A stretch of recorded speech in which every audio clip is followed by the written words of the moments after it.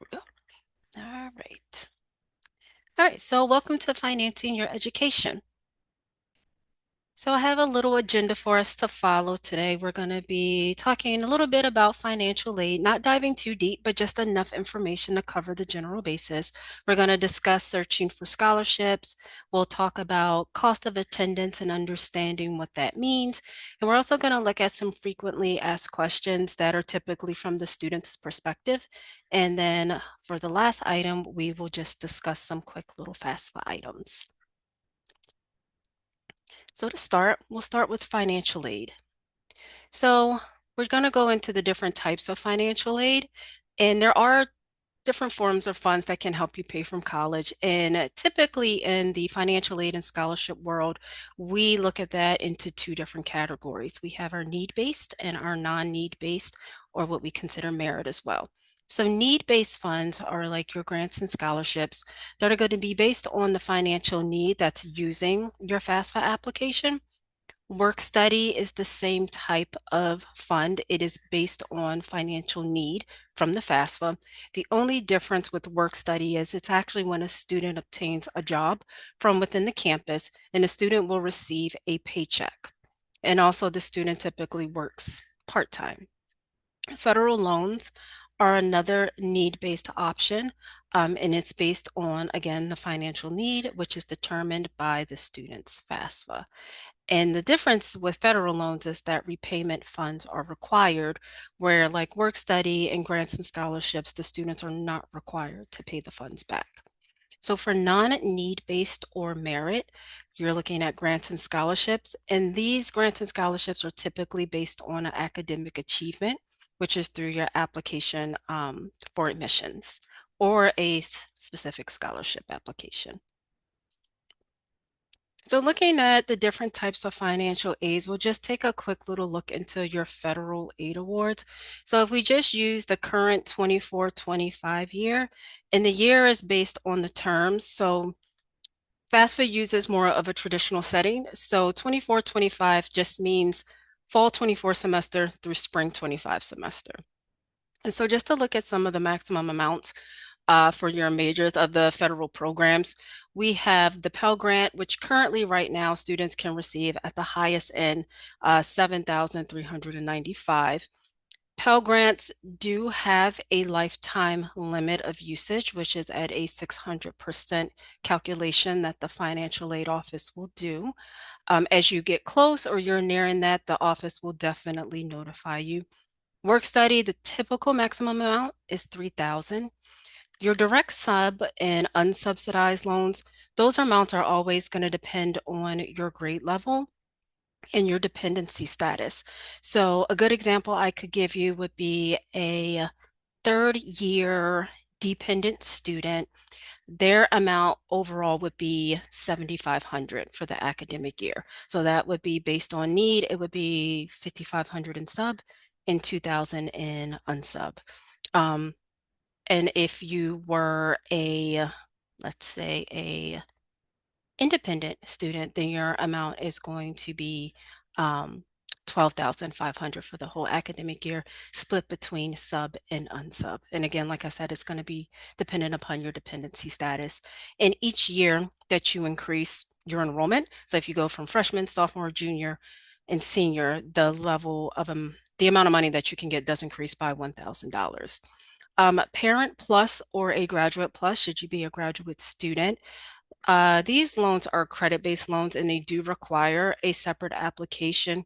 And typically most students will use these loans in order to cover other additional costs that fall within the cost of attendance, which we'll definitely get into a little later. Another avenue for support would be a state financial aid as well. So the state of Maryland has a agency called MHEC, and that just stands for the Maryland Higher Education Commission. And these are for students that are classified as in-state Maryland resident students. For the bulk of the awards, you do have to have a FAFSA on file. So it's always best to file your FAFSA application by March the 1st each annual year, as it'll apply to your academic year. This is the state's priority deadline, so the bulk of schools will use March 1st as the priority deadline when completing a FAFSA application. And the amounts can vary by program. For example, you have the first one, which in shorthand we just call it EA grant. That can be awarded up to $3,000. You also have graduate and professional scholarships that can range from $1,000 to $5,000. Your delegate and senatorial scholarships depend upon the delegate and the senator, and it does require the student to reach out directly. And so there's just different varying amounts of state issued aid that are need-based grants and scholarships. So we definitely always recommend looking at MHEC's website, and their website is mhec.maryland.gov. So next, we're just going to look into our scholarships, and we call ourselves UMSON for the School of Nursing. So the first scholarship is our Conway Scholarship. This scholarship is based on financial need as well and will require a FAFSA application. On the screen here is broken down by program. So if you are entering BSN for the spring 25, the deadline has already passed. It was September 1st. That was the priority deadline. And then if you're going to be looking at fall 2025, then February 1st, 2025 would be the deadline. And the applications are available on our website currently. So these are just the different types of deadlines for RN to BSN. You're looking at July 15th for 2025. MSN is the same as BSN, February 1st. MSN, sorry, they're June 1st. The teaching certs, July 15th. And then DMP would be June 1st. And then PhD is December 15th. So that would be in a couple of days. Oh, sorry, that was for last year. Well, that's this year, sorry. That will be in a couple of days because we are at December 11th. Next, we have our donor-funded scholarships. To be eligible for donor scholarships, typically we ask that you are a current enrolled student, you have a completed FAFSA on file, and you meet any of the additional requirements. Sometimes that's looking at academic achievement. So they open each term. So for the upcoming spring 2025 term, donor applications are going to open on January the 15th, and the application will close on January 29th. So if there's any current students that are enrolled and you're interested, I would definitely look to our website around that time so that you can go ahead and start applying for additional donor funds. And then we have merit. So UMSON offers a limited number of merit scholarships, and it is on a competitive basis to new students. So we're looking at newly admitted students who demonstrate excellence in academics. Just note that merit scholarships do not require a separate application. You are going to be considered for merit upon your receipt of your admissions application. And also note that merit scholarships are renewable as long as you maintain the required grade point average. And also it's important to note the credit enrollment for the duration of the scholarship agreement. So for scholarship searches, I'll leave this up in case anybody wants to go ahead and grab that QR code. We do provide a list of internal and external scholarship opportunities. So this QR code here will take you to our main scholarship page, and it has all the links to the different type of scholarships you can look at. Also, if you are a current student, as you're walking through the school and nursing building, when you come in through the front door, and if you were to come around on the first floor and come to admissions, we do have a scholarship pulse board that is located on the wall. So from time to time, you'll see some scholarship opportunities that'll be posted there as well. Just want to give a little bit of a scholarship warning to all students. Just note that you should never pay for a scholarship search services ever, because anything that is a legitimate scholarship opportunity, they're not going to charge you an application fee. And all the best searches are available for free online. So I just want to point that out as a scholarship warning, that when you're out here and you're looking for opportunities, definitely try to stay away from places that are asking you for personal information, asking you to pay at the end. That should be your warning to just stop. So next we're going to look at the cost of attendance, and there's typically a lot of questions revolving the cost of attendance by students. So the cost of attendance is just your annual amount of what it'll cost to go to school, if you're at least attending half time. So cost of attendance looks at different factors such as your tuition, fees, your books, your supplies, your living expenses, transportation expenses. It does include loan fees for those students who have decided to use their loans. And also it can look at other miscellaneous fees as well. So the way that it's calculated is it's going to look at your financial need first. So it's your cost of attendance. It's going to be minus your student aid index. And this student aid index is determined by your FAFSA application. And that calculation is going to determine your financial need. So for example, if your cost of attendance for the year is $50,000 and your SAI that's determined by your FAFSA is $30,000, your financial need is going to be $20,000. So what that means is you are eligible to receive need-based aid up to $20,000. Anything that goes over that, aid will need to be adjusted in order to make sure that it's fitting within that $20,000 amount. So just to kind of give you guys a quick little look at what the cost of attendance looks like and the way it's broken down, I went onto our website because this is available for you to view. And I just grabbed a BSN, I did an MSNE, and I grabbed DMP just to kind of show you guys the breakdown of what it looks like for tuition fees, your clinical fees, books for residents and non-residents, so your out-of-state students, into each program. And like I said, this is available on our website for you to view as well. We also have the tuition and fees broken down by the length of the program also. So we're going to go into frequently asked questions because I think this may really help a lot of students. So a lot of questions that are normal is what will I need to pay? So again, we mentioned that the COA is broken down into two categories. It's going to look at your direct costs and your indirect costs. So direct costs are items that are going to be billed to your student account. So that's looking at your tuition, mandatory fees, and other fees that are associated with your expenses. Indirect costs are going to be items such as like your transportation. Your transportation's not going to show in your bill. Any of your living expenses, such as food, things like that, that's not going to show on your student bill. However, the cost of attendance is created in order to give you a budget for the whole year. So in the event that you do need additional funds, you have enough aid that you can either take out or can be awarded in order to help you cover those indirect costs as well. So it looks at the COA direct costs. It's going to be minus whatever financial aid you have received. And then it's going to be your student bill balance that remains to be paid. And just note, as I mentioned on the screen before for the cost of attendance, that the tuition and fees are going to differ depending on your resident status, whether you're in state or out of state. So it's definitely very important to make sure that you are checking your residency status upon registering for your courses. Make sure you know actually before you register for courses, you should definitely always check your residency status to make sure it's reflected correctly so you don't have any surprise bills. Another question that I think a lot of students will ask is, can my financial aid offer change? And the answer to that is yes.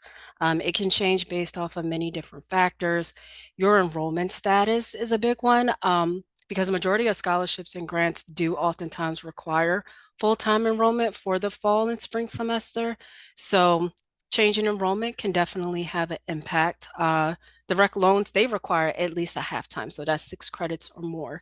And so if you're drop down and you decide to take 5 credits, that could mean all of your loans being removed if that's something that you're using.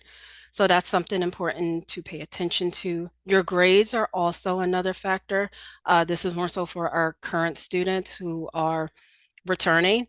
The financial aid office runs a process called Satisfactory Academic Progress, and they're just looking at your completion at the end of each term. So they're going to be looking at your GPA, does it meet requirements? And they're also going to look at the completion ratio. How many courses are you completing? If you took 12 credits, are you completing all 12 in full, or did you have a withdrawal in one course, so now you only completed 9? Those items can impact your financial aid as well. Your FAFSA is another one that could alter your financial aid based on if your student aid index changes. So if you make a change to your FAFSA, or many students may know about a process called verification, where you're selected to submit documentation. If that has an impact in changing your SAI, then ultimately that could impact the financial aid that you receive. Um, so any additional aid that you receive, so like any outside scholarships or private loans, those items could potentially impact your financial aid offer as well. Um, so definitely make sure that you're checking your emails on a regular basis, so that way, if anything's changed, you're aware of it up front. So another question that's really important to look at is what happens if I withdraw? So without approval from an advisor, you could experience different things, a reduction or cancellation in your federal, state, or local scholarships and grants. You can end up with a debt owed to the university, a registration hold you could end up with, or unfortunately, no longer aid eligible in the future. So, helpful tips to avoid any of the above. Uh, we would always encourage students to speak with the financial aid representative well before you decide to withdraw from any courses, because you need to keep in mind that academic advisors have very limited information regarding financial aid programs. So even though you may have gone to your advisor and they may have okayed it, you definitely always want to check with financial aid before actually withdrawing, just to find out what the impact could be, because you want to know what the impact could be for your current term and if there could be any impact for your next future term. Another big question that students always ask is, where's my refund? So wanting to know if you're going to receive a refund, that information is available to you on your student account. Financial aid is always going to be dispersed and applied to your student bill in order to cover your charges. So that goes for any federal aid, any state aid, any grants, any scholarships from the institution. All of those things are going to go ahead and apply to your bill to cover your charges. And any items and any funds that are remaining, that is going to be considered your refund. And that is the amount that gets awarded back to you. And keep in mind that your refund should really be intended to support your educational expenses. If you are a student who uses your financial aid for rent, it's important to notice that apartments that are considered off campus, or even if you just have a landlord, um, it's not built by the University of Maryland, Baltimore. So you're going to be billed the way that you would through any rental property, which most renters always do on the first of the month. So if you are using your financial aid to cover those expenses, it's important to note that your refund, let's use fall semester as an example, your refund probably wouldn't come to you maybe in time for you to pay your August rent, maybe not come in time to pay your September rent. So you want to make sure that you have the funds to be able to cover your rental costs. Another question that is asked a lot is, do I have any other financing options? And the question is, yes, there are other options. Maybe not the more favorable options, but options nonetheless. So you do have payment plans that are available to you, and those payment plans are typically offered by the billing office or student accounts or office of bursars. Um, there are different types of plans that are available. So it's important that if you feel that a payment option may be best for you, to look into that early on, because it is set up by months. So the earlier you enroll, then the more months you will have for your payment plan. Um, a least favorite option for students is loans. So like a Parent Plus loan or a graduate loan. It is available. Like I said in the earlier slide, it does require an additional application. It is based off of credit, and it does require repayment in the end. And private loans are another option. Typically, we'll look to use that last. They are credit-based from a private lender. So essentially what that means is you are going to be bounded by whatever regulations or policy that the private lender has set. If they want you to start repaying back on that loan within 30 days, then that is what the private lender has said. So typically, we will look to say maybe use your federal loans first over a private loan. And when using plus loans or private loans, again, you want to look at the maximum loan amount and compare it to your cost of attendance and also the other aid that you receive to determine how much funds you would need. So another question that's always asked and heard of is that students don't want loans, and are loans even considered financial aid? And the question is, do I take loans or do I not? So the answer to that could be either a yes or no. But to answer, are loans financial aid? Absolutely, they are sources of financial aid. And they are used to help cover your school expenses and the items within the cost of attendance. The reason why federal student loans may just be more favorable is because there is a grace period offered to students in terms of repayment. So a loan repayment typically happens 6 months after graduation or in the case of a non-enrollment. So if a student takes a break for a semester or two, they'll start to receive notice that their loans are going back into repayment. If you haven't finished your courses once you re-enroll, then again, it goes back into that 6 month grace period again. Um, Quick thing to notice that your student loans really should never be used for items such as paying for vacation or shopping for items that are not your necessities. Sometimes this is how loan debt can be created. So basically, for taking loans, it's pretty much a simple answer. If you have exhausted all of your options and you still have a remaining balance that you're unable to pay out of pocket, then you may be in a situation where you need to take loans. And if that's the case, that's fine. I would still encourage you as a student that if you do take the loans, still go ahead and look for outside scholarship opportunities, because there is a window within the financial aid um, office where you could cancel your loan should you need to. So definitely look as much as you can. Reducing your loan debt is going to be the most important thing you can do. And also keep in mind that smart borrowing is going to be your best option. So really only borrowing what is needed to cover your remaining balance is key because that can help you to significantly keep your loan debt lower throughout the years. And it can also feel more manageable upon graduation when repayment starts. So next, we're just going to look at the FAFSA. So something important to note, the 24-25 FAFSA is, remember, fall 2024 semester, the upcoming spring 2025 semester that's going to begin in June. So complete your FAFSA if you are starting for spring 2025 and you have not done one. I would definitely encourage you to do so. If you are in the situation where you attended another school for the fall term, you would definitely want to update your current 2024 FAFSA to include our school code. And our school code is listed below. It's 002104.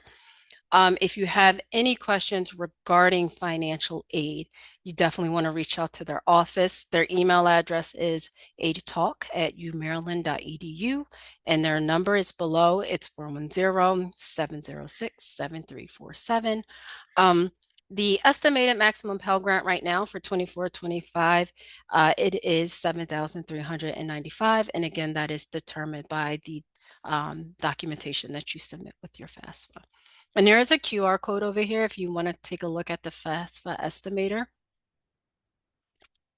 And so 25-26 FAFSA, this is going to look at the fall 2025 semester. That's going to be starting the next year of September and go into spring 2026. So that application is now open for students to apply. It is going to utilize something that they call prior tax year, which just means 2 years prior. So it's going to be looking at your 2023 taxes that were filed. The priority deadline, again, is going to be March 1st, 2025, and our school code is there at the bottom. The maximum Pell Grant for the 25-26 year has also increased by $100, so it's now 7,495. And so I wanted to make sure that I left enough time in the event that anyone has questions.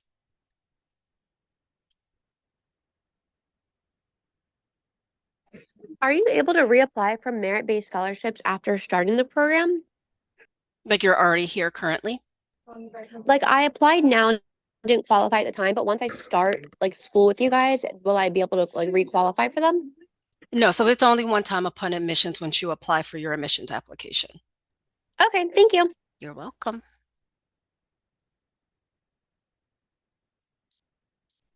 I should probably look in the chat as well just to see if there's any Hi, Bianca. questions. So Latoya and I have been handling the chat. It does Oh, look great, like thanks. there was a hand raised by one of the participants. Maybe they lowered their hand, but the chat, Okay. yep. Jamia? Yes, thank you, Ms. Jackson.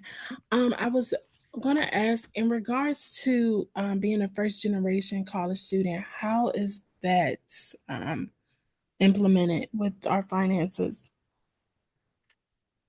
So for first generation college students, what I would say to you is it's going to be really important for you to use your resources and ask the right questions, right? So more than likely, you feel like you're doing this alone, but you're not. You definitely have resources that you could reach out to.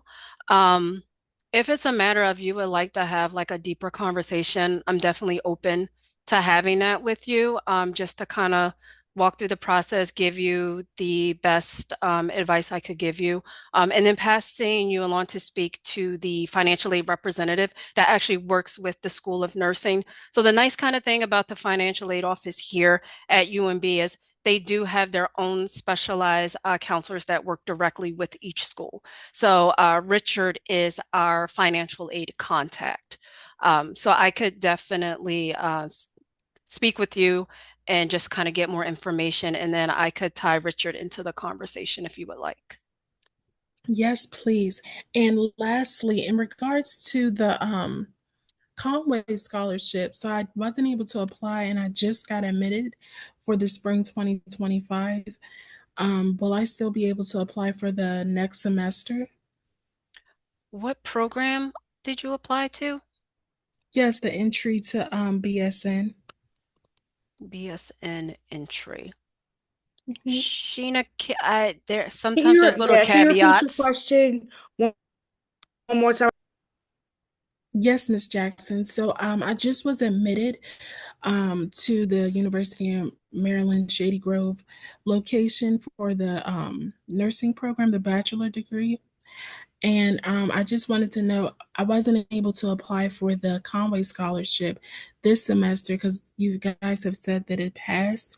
May I please apply the following semester?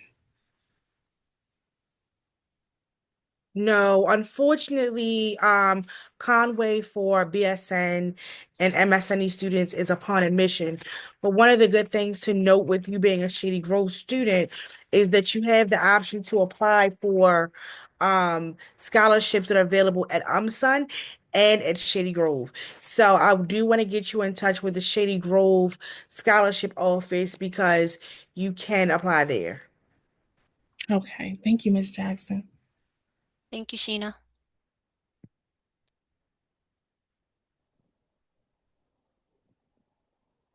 Okay. Good Um, afternoon. Oh, go ahead. okay, go ahead. All right, thank you.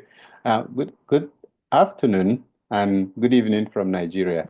I've listened carefully with the presentation you've made. I was just wondering, in all of your presentation, I didn't get to hear any aspect of the scholarship that international students could have an access.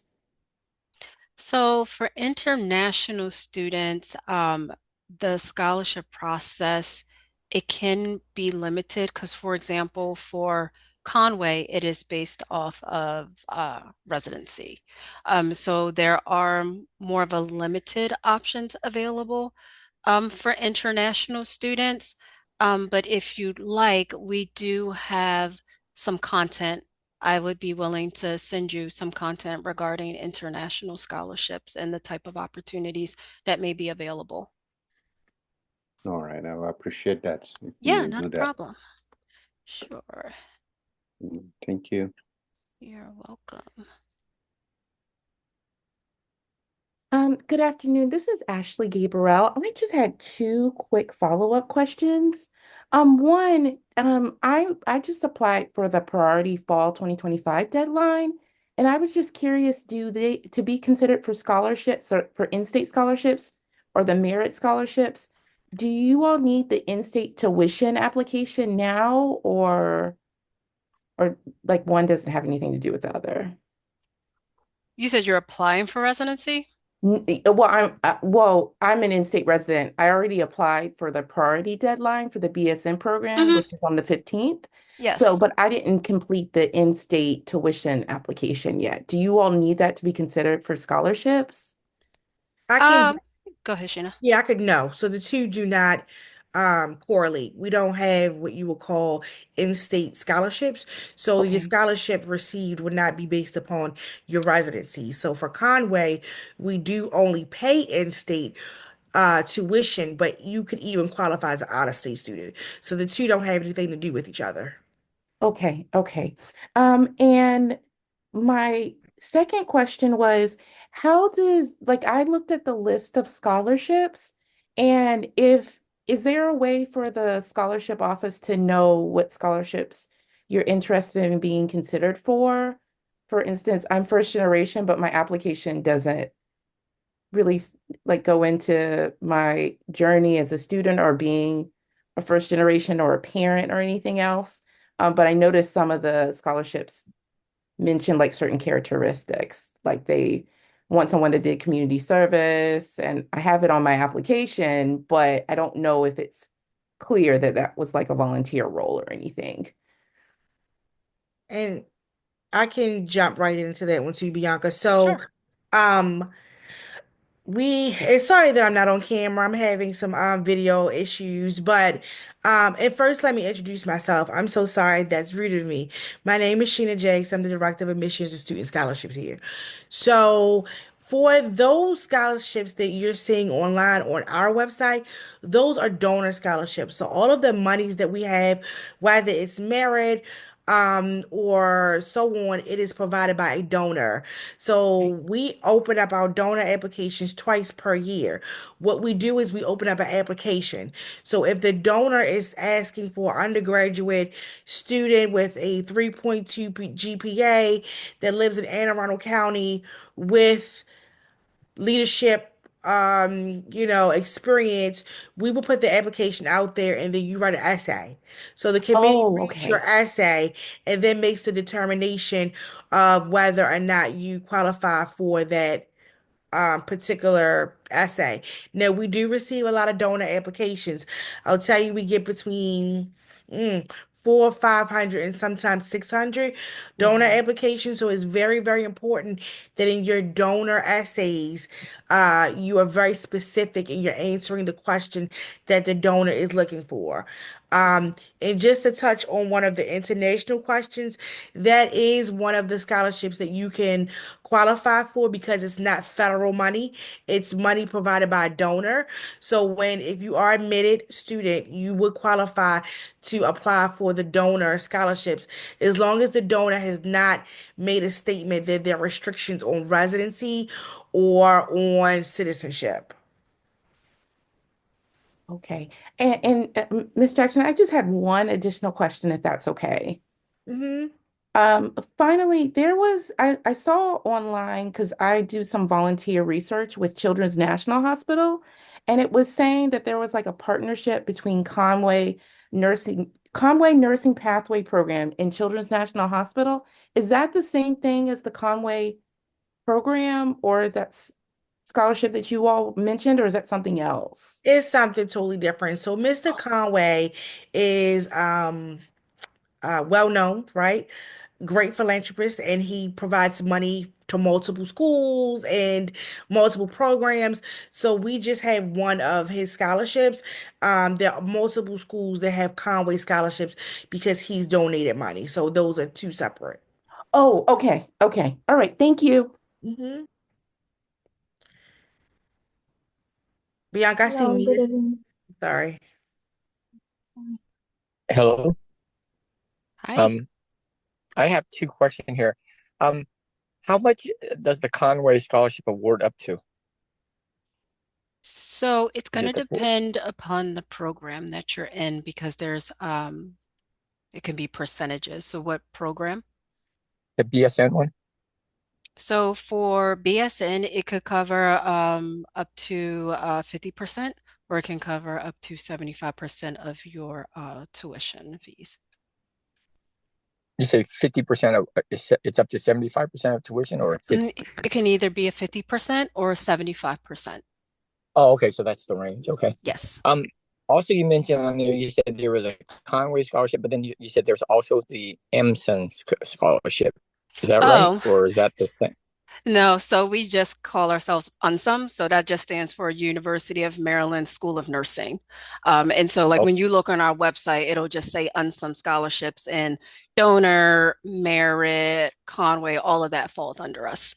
all that. Okay, so Yep. it's not the whole University of Maryland's School of Nursing. just the School of Nursing scholarship. There's no you all heard of that the bigger University of Maryland, Baltimore, right? It was that level though, right? Yes. Say that again. Afia. Your school falls Na under uni that meeting whole. ne baran ya off him, but now often they disconnect. Thank you.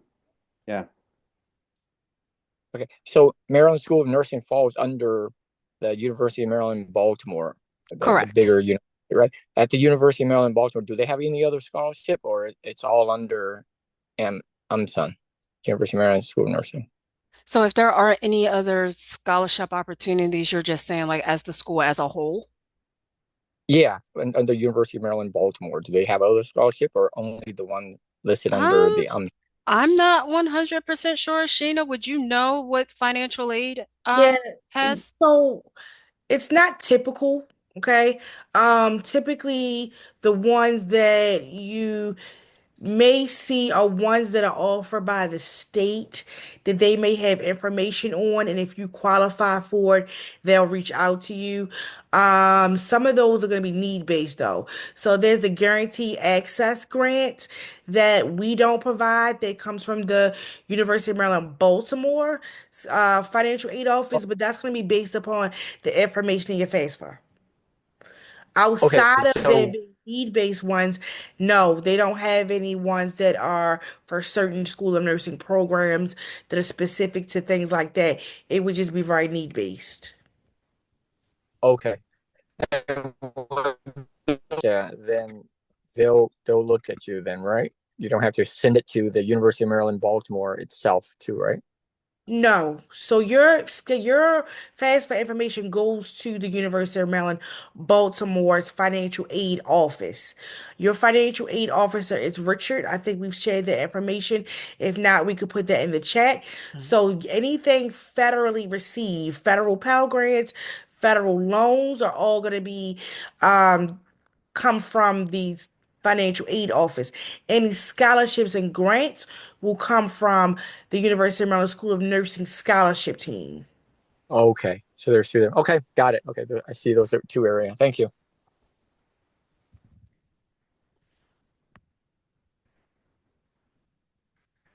Bianca, I see a admissions related question in the chat. I'm just going to quickly answer. Okay. Like you asked if we provide a fee waiver code for application today. What program, if you could communicate with me in the chat about what program you're interested in, we may be able to provide. Entry to BSN. Okay, for what term? Fall or spring? Fall. No, unfortunately not.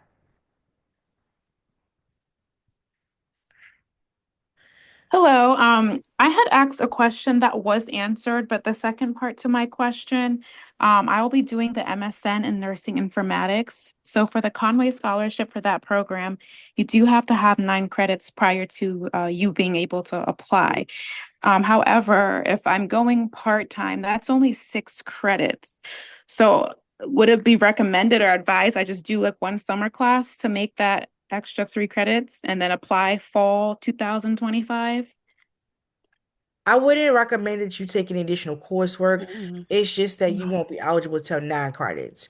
So whenever you reach that 9 credits, it's not stuck on nine, it's 9 or more. So let's say the following semester you're taking 2 additional courses and now you're at 12 credits, doesn't mean that you have to only apply at 9 credits. So you can apply when you have at least nine. But I wouldn't recommend taking any additional coursework to qualify for the Conway Scholarship. I do want to be quite honest that the amount of seats that we have for our Conway Scholarship is very limited, especially for our master's specialties. Okay, thank you so much. Hmm. I have Um, another question here. I'm going to be applying not this coming spring, but the spring of 2026. So my FAFSA is going to be filled out this year, but I won't attend not till next fall, but the following spring. So how That's would that fine.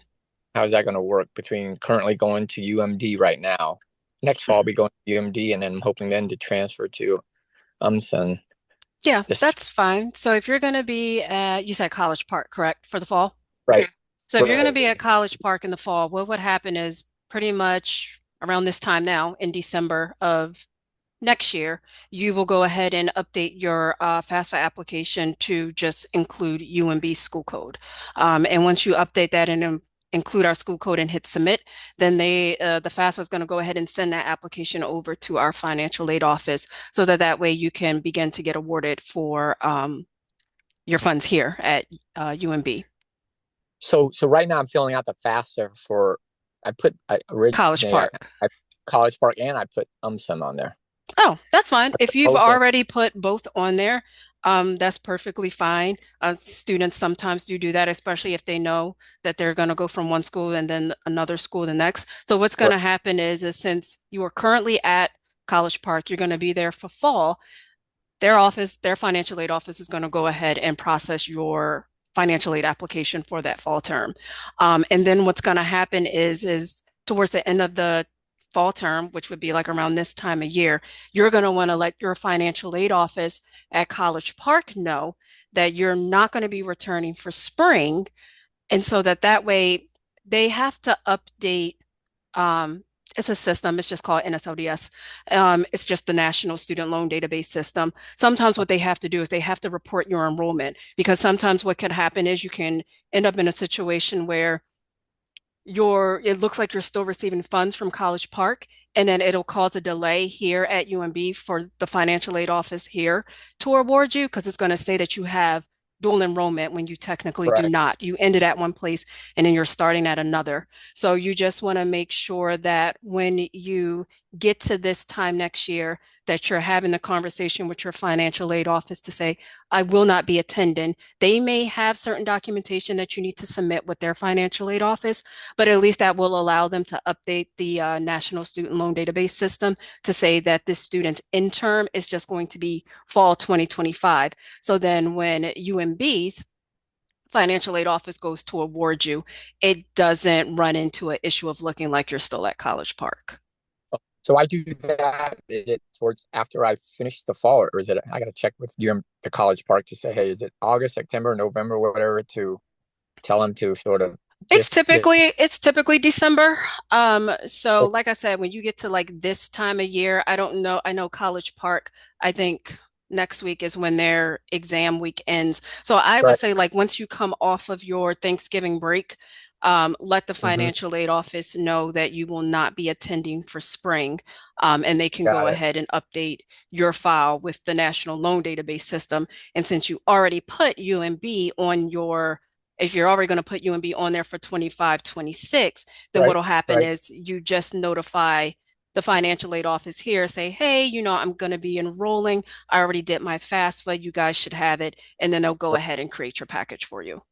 Got it. Okay, thank you. Yep, you're welcome. Um, One quick question. I see, just want to try to get some of the ones in the chat knocked out. I see one that jumped out to me. Rhiannon asked, is it too late to apply for BSN for the spring? For the program or for scholarships? It's not too late to apply. Absolutely not. We are still accepting applications um for spring for BSN. If you can send me a direct chat or give me your email address, I'll have someone connected to you. Yes, there is a fee waiver code. I can provide it to you if you give me your information.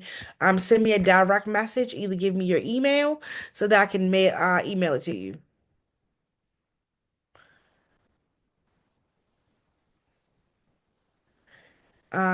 And Bianca, you have a couple of hands up. Yeah, I guess we can Um, start with Mia since she's at the yeah. top. Hi. Hi. So I've been trying to apply for in-state like residency status. I got into the DMP program for next fall, like 2025. And one of the first steps, like for the application, it says for what term have you applied? And I only see fall 2024 and spring 2025 listed as options, but it's like an asterisk question, so I can't continue the application at all without selecting one of those two. But I'm doing fall 2025. So I was wondering, like, can I not apply just yet? Like, has the deadline not opened or? Is that a different flavor? Is that for residency? I'm sorry. Yeah, it's the application for in-state classification. It should have been open. So it's a UMB residency form, and the School of Nursing tends to admit our students a little earlier. So the rest of the school is not really admitting fall students yet. So it's probably why it's not open, but it should be open in the next week or so. I'll go ahead and contact the residency office to let them know that we are admitting already and they should have it open. Okay, thank you. Yeah, it's on the University of Maryland, Baltimore like website for the in-state Yeah, I classification. know. I'll contact them. Give it about a week. Okay, thank you so much. You're welcome. Yep. Naya, you want to go ahead and ask your question? Yeah, I had the same question. Mine was for the MSNE program. It's not open for me either. I also had a question about the Maryland Higher Education graduate scholarships. It says to let the financial aid office Mhm. that you want to be considered for it. What's the email for that? Sheena, should we give them Richards or should we just give them the A Talk? I would give them a talk. A Talk. All right. I will go ahead and put that in the chat for anyone who needs financial aids. Thank you. Email address. You're welcome. Is the hand still raised? I think it was Agnes, if I'm not mistaken, but I don't see him up there anymore. Yes, I was curious about, sorry, good afternoon. I was curious about apprenticeship programs for international students. You said scholarship Apprenticeship applications. program. Do you have apprenticeship programs for MSN? Sheena, did you catch that? Because it broke up on my end. I'm sorry, I did not. Can you say it again? Okay. I curious MSN incoming students. Can you put your question in the chat, perhaps? We're having difficulty. Okay. I already. You did already? Let me see Yes. if I can find her name. I'm curious about the apprenticeship programs for. Okay. You've already sent. Oh, I'm You just curious about apprenticeship programs for MSN Oh, in community and public health field for international incoming private loan student. Can you please explain about those, please? So it looks like apprenticeship question and a private loan. so that would be a great question for your program director. If you're an incoming CPH student, your program director is going to be somebody from the admissions team. Remind me, who is the program director for CPH?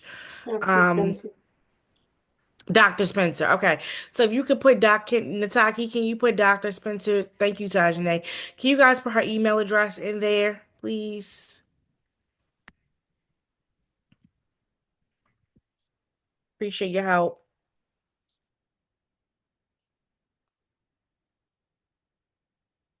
And did you have a question pertaining to a private loan?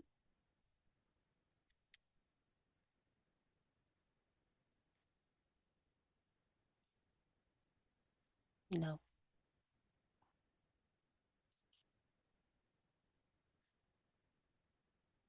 Oh, okay. You already have one. Okay. There any other questions?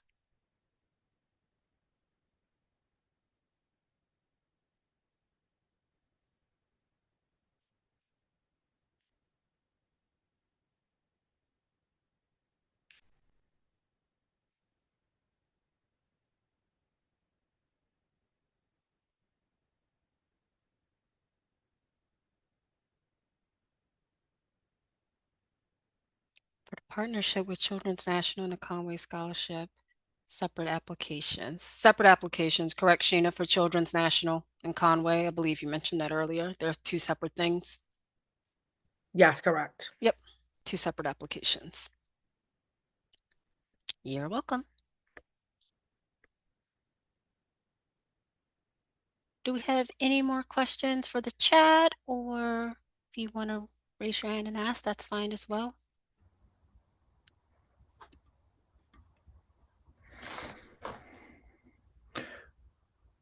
So, sorry, where do we raise our hand? Yeah. I can hear you. That's fine. Oh, yeah, sorry, I kind of joined late.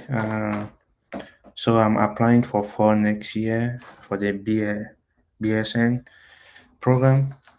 So I wish to know if the opportunity for scholarships are still open for those applying for fall 2025. Yes, scholarship opportunities are open currently for those looking to come for fall 2025 for the BSN program. Please, what are those available? Thank you. Yep, what I can do is, so this presentation is going to be available as well, and then I can just put some notes in the chat as well, Please, like a site for you to utilize if that works.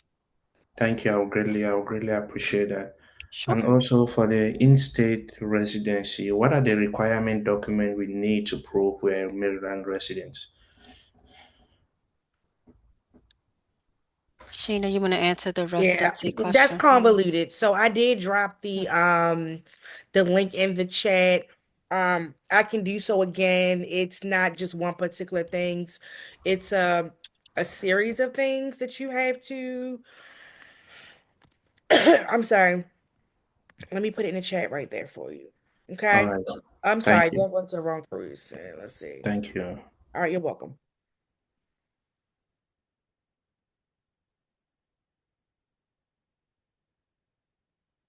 And I just added the link to the UMSON scholarship site as well.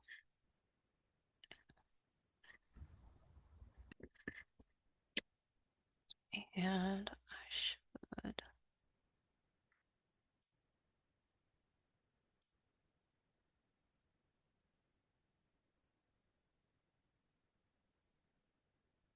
Do we have any other questions? Elizabeth, no, unfortunately, we're not offering any fee waiver codes for fall applicants. You can contact our office. You can send me a direct message and tell me what program that you're interested in, and then I can work with you separately, okay? I got one last question here. Can you hear me? I think my mic is going out. Yes.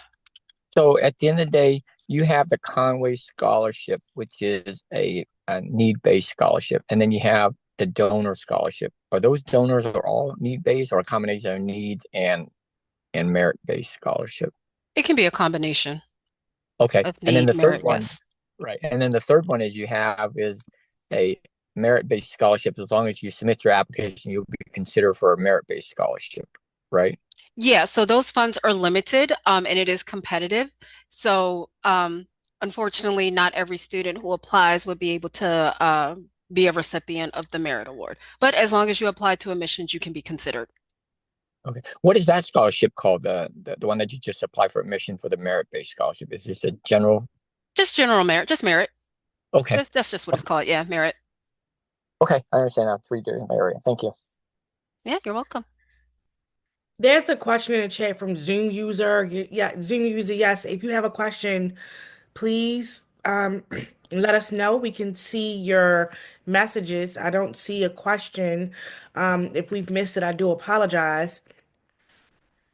iPhone 5, yes, tomorrow the recording will be available online on our website. If you just go to Workshop Wednesdays, you will see the title of the chat along with the recording.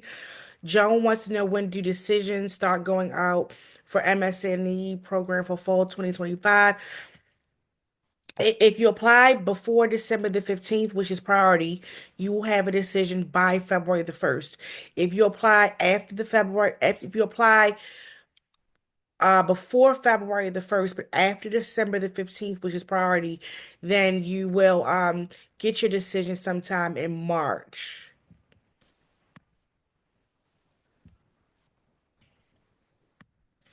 Um, let's see. Is there any other questions in the chat that did Zoom user, did you ever get a chance to ask your question, Zoom user?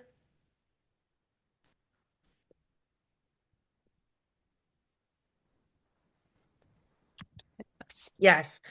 Okay. Please, is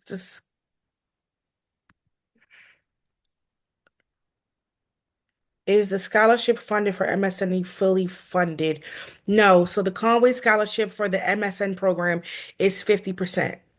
The scholarship MSNE scholarship for master's entry is also 50%. The only programs that we offer a range between 50 and 75 is going to be the BSN program. We have a teaching certificate that offers 100% and also the PhD as well. But for MSN, it's only 50%.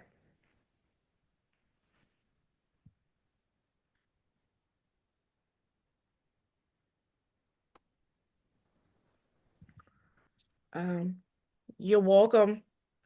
Any additional questions before we end today? Elizabeth, you're asking for my email address. I'm gonna put it in the chat for you, okay?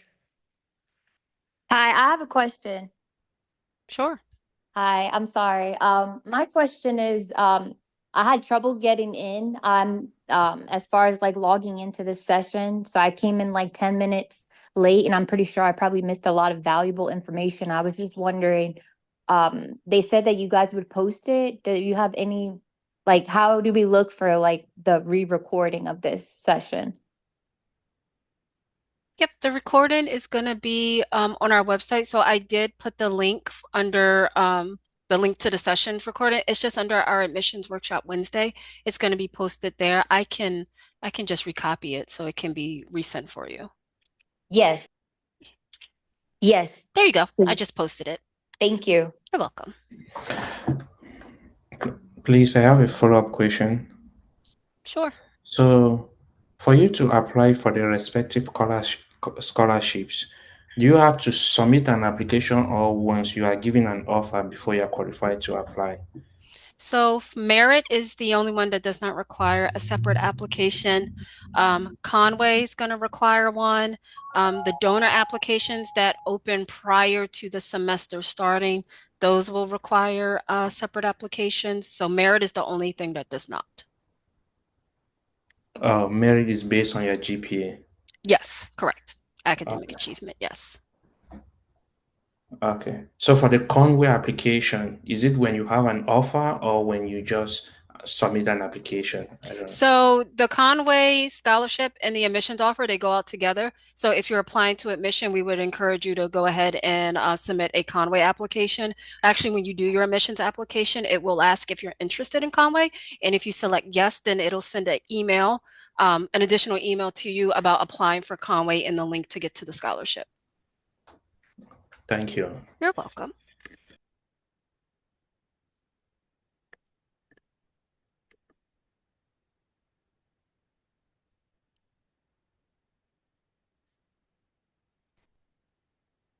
Yeah, I think that may be all the questions. Just check one more time.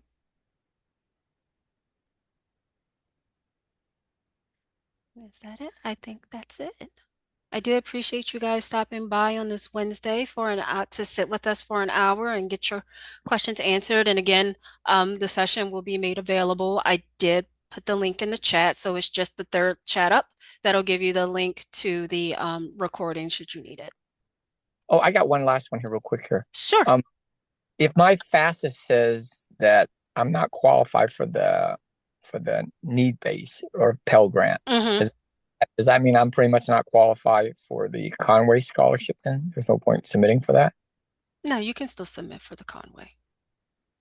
So need is going to be looked at very differently. You have to keep in mind that when you come to a professional school, the cost of attendance could be higher. So you could be at College Park where maybe let's say your cost of attendance is 10,000, right? And your SAI is 5,000. So that leaves you with a need of just $5,000. But then you could come to a professional school where your cost of attendance is 50,000, and then you just have that $5,000 SAI. So now you're looking at a $45,000 need. So that opens up much higher. So I would still encourage you to apply. Okay. Okay. All right. Thank you. You're welcome.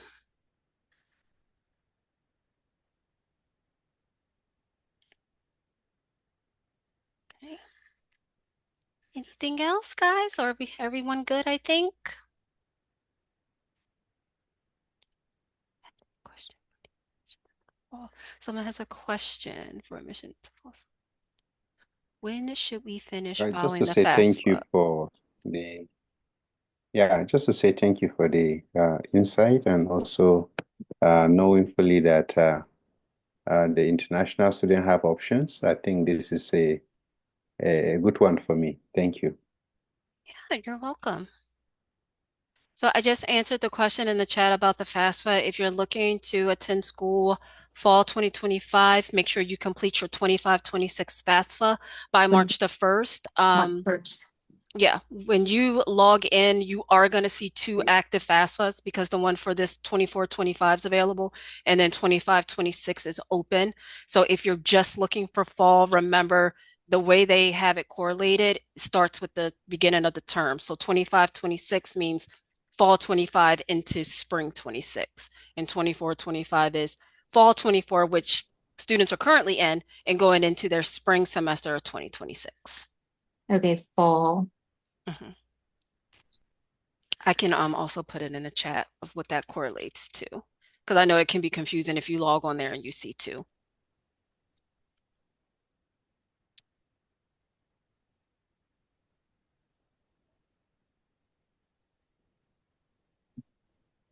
Spring 20.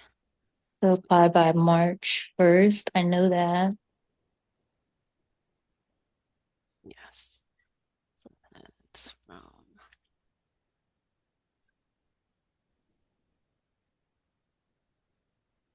Free. and What? Oh, no. And then spring semester is January through typically May. Okay. So that is, and I'll put what 25-26 means for you guys as well for the FAFSA, so there's no confusion.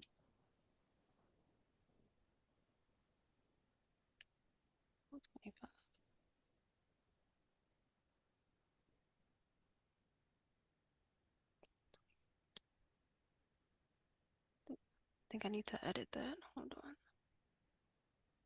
24-25, fall 24 through spring. Let me edit that. All right. And then, all right, 25, 26 is fall 25, spring 26, and the session dates. There you go.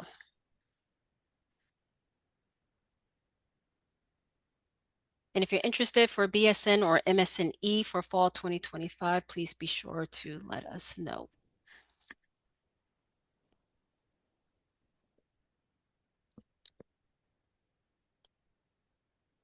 We have any other questions for today?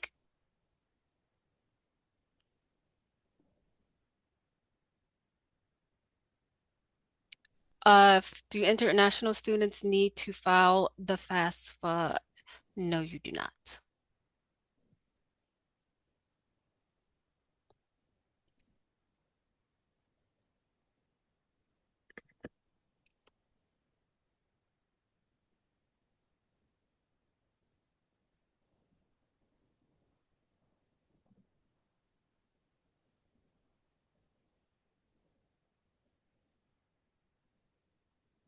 So one last question. So you don't have to email me directly if you're interested in, excuse me, I'm sorry, tickle in my throat.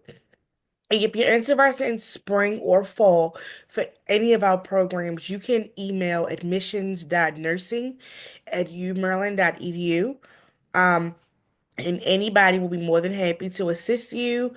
If you need me directly, you can email me at sheena.jackson@umaryland.edu.